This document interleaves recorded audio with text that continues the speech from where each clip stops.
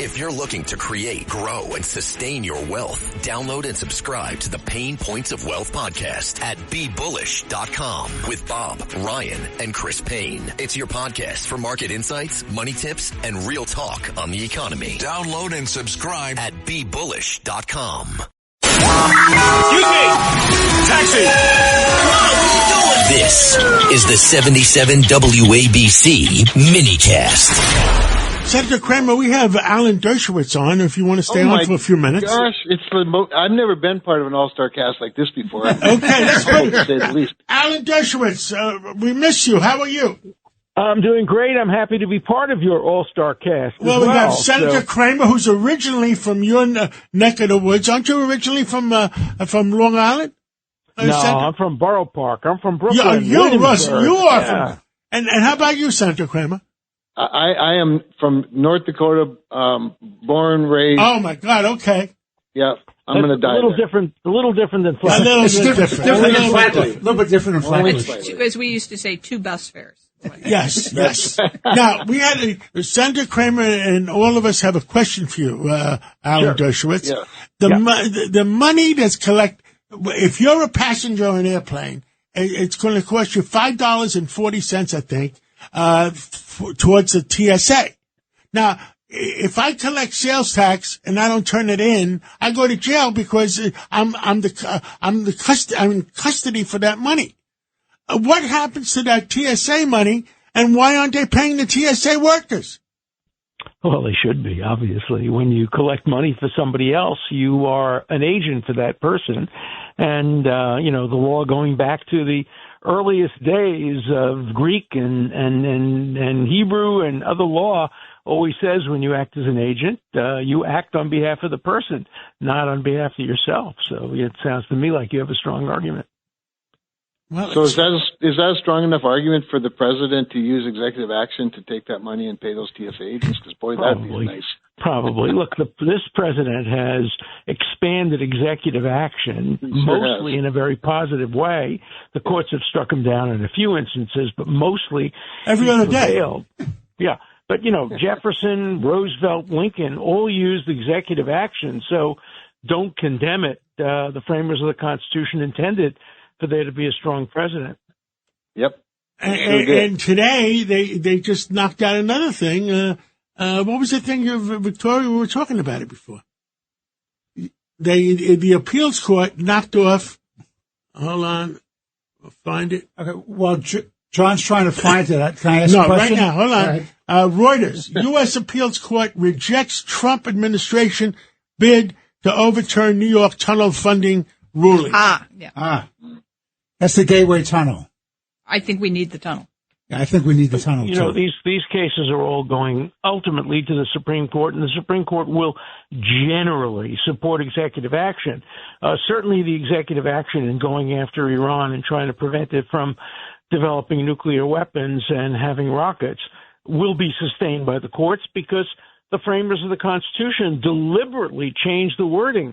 Instead of saying that Congress has the authority to make war, they just said has the authority to declare war because, as Madison put it, the president has to have the authority to protect the people against threats, and that's part of the job of the president as commander-in-chief. So the president is acting completely within his authority, doing the right thing, and I hope he completes the job. Professor Dershowitz, not to make this too simplistic, but under Article 2 of the Constitution, this is the president's authority, and I don't understand why the Democrats are all running around calling this an illegal war when it so clearly isn't. Because there's hypocrisy. They didn't say it was an illegal war when Obama went after Libya. They didn't say it was an illegal war when Johnson and Kennedy started what became Vietnam, or when Truman started Korea. They construe Article 2 of the Constitution as a restriction only on Republican presidents, not on Democratic presidents. It's utter hypocrisy, and it should be totally ignored by any sensible person who understands the Constitution has to be applied equally to everybody. And the Constitution not only has words, it has precedents. And we haven't declared war since we declared war in Romania right after December 7th, 1941. So, we've had almost a century of undeclared military actions taken by the president to protect America. And, of course, this is probably one of the most important ones because Iran has posed an enormous threat to America. If it developed nuclear weapons, it would be the first country since 1945 to use them. They've told us as much. So, as Elie Wiesel once said, always believe the threats of your enemies more than the promises of your friends.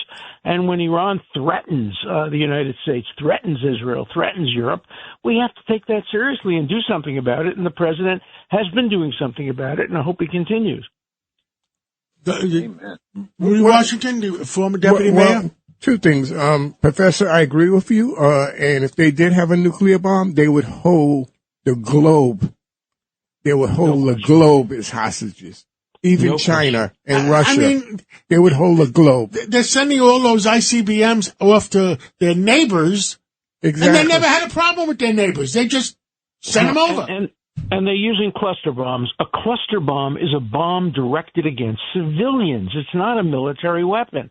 For the most part, when it's sent into civilian areas, it's deemed to be a war crime. And yet I haven't heard Human Rights Watch complain about that at all, or other purported human rights and organizations. Using cluster bombs and sending them to the middle of Tel Aviv or to the middle of the Gulf states is a clear war crime. It's designed to kill as many civilians as possible. It's just like that bomb that was being thrown at Gracie Mansion the other day. It had nuts and bolts in it. It wasn't designed to do anything military. It was designed to kill as many civilians as possible. John, the question you wanted to ask the professor was about the SAVE Act and use an executive order. That's the question you wanted to ask. That's it. Senator Kramer and us and Rudy, all of us.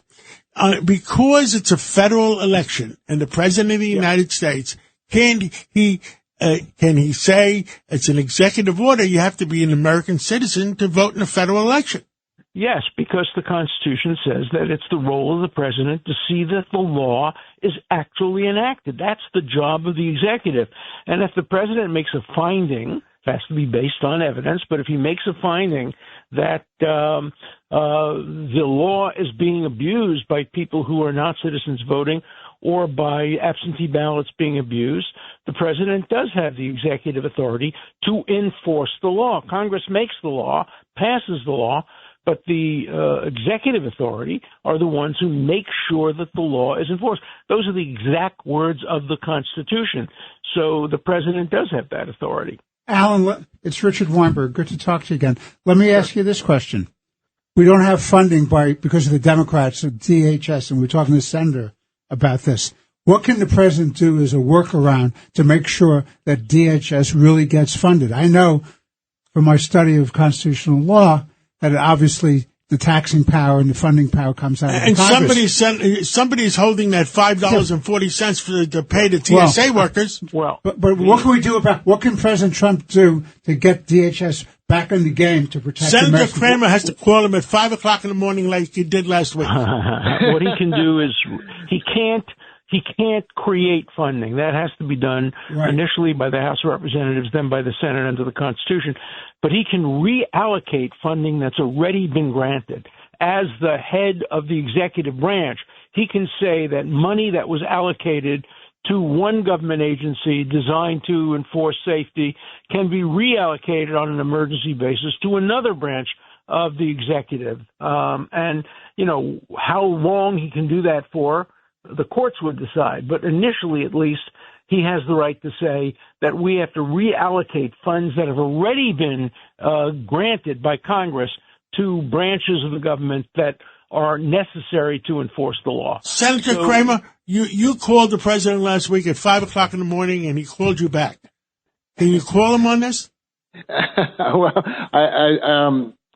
maybe he doesn't realize. Tell him I actually think. Yes, I think the counselor is making a really valuable constitutional point, and there is a lot of money. Remember, besides the obvious transfer or the collection of the money at the airports themselves and the fees, Congress did give the ICE and Customs Border Patrol a whole bunch of money for the next 4 years in the One Big Beautiful Bill or the Working Families Tax Cuts.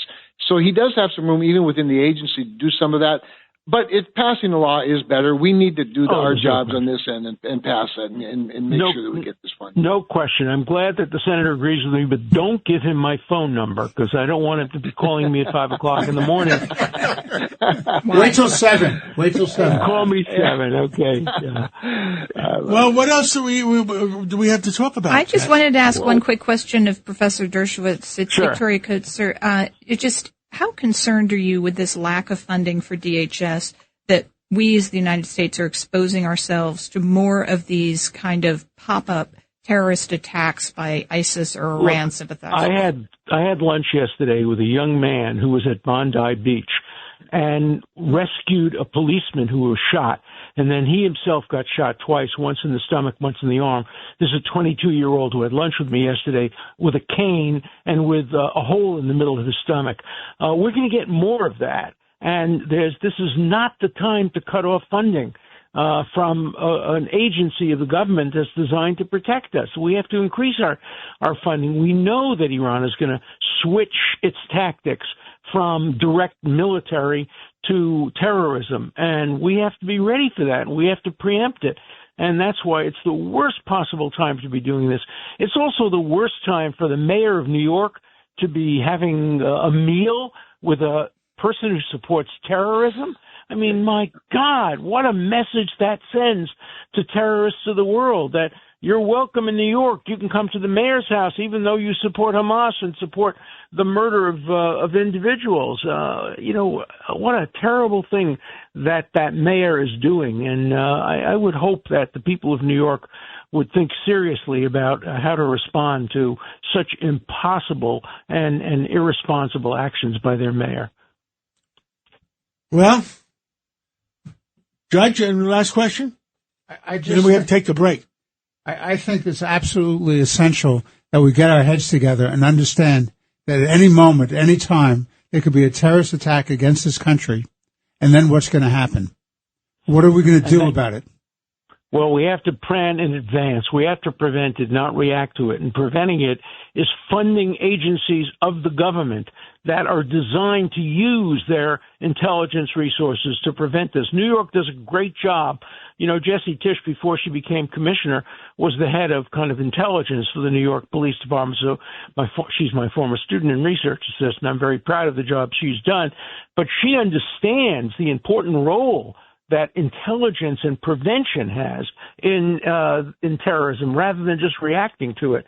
And I would hope that the federal government would be sufficiently funded to do the same thing. Well, Senator Kramer, thank you so much for coming on. Alan Dershowitz, so we love you and thank you for coming on. If you're looking to create, grow, and sustain your wealth, download and subscribe to the Pain Points of Wealth podcast at BeBullish.com with Bob, Ryan, and Chris Payne. It's your podcast for market insights, money tips, and real talk on the economy. Download and subscribe at BeBullish.com.